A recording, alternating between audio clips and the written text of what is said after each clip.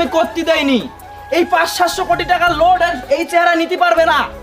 ও তো পাগল হয়ে যাবে 500-700 কোটি টাকা পেলি। তাই আমি ওই 500-700 কোটি টাকা আমার বোর ব্যাংকে দিছি।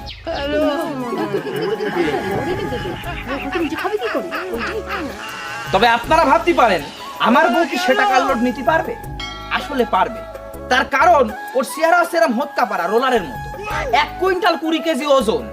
আর ওর বাপ ঠাকুরদা এই বংশ পরম্পরায় সোর্স শাস্ত্রামি করে এই জায়গায় এসেছে। তাই সোর্স দাদা আপনি কি বলছেন? আরে তুই আমার ফলোটা কেটে দিলি। যদি তোমার বাবা মাকে ভালোবাসো তাহলে ভিডিওটিতে লাইক সাবস্ক্রাইব করো এবং আই লাভ ইউ প্যারেন্টস লিখে যাও।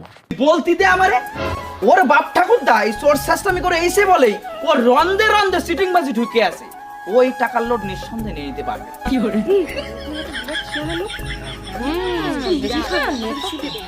করে শুধু নিজের ব্যাংকে টাকা ঢোকালো। 762 টাকা করে। আসলে এত টাকা দিয়ে করবেটা কি?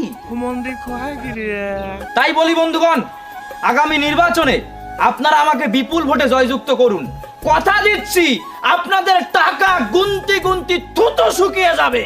তার মানে নকুলদা আমাদের ব্যাংকেও টাকা ঢুকবে না, আমার সারা টাকা গোনার জন্য তো আমি আপনাদের থেকে কয়েকজনকে রাখবো, সেই কারণে আপনাদের টাকা শুকিয়ে। আপনি যে বলেছিলেন আমাদের সবার জন্য পায়খানার ব্যবস্থা করে দেবেন, তা সেটার কি খবর? ঠিক ঠিক ঠিক ঠিক ঠিক সেটার কি খবর নকুলদা? আসলে সে পায়খানা আমি খেয়ে হজম করে ফেলেছি।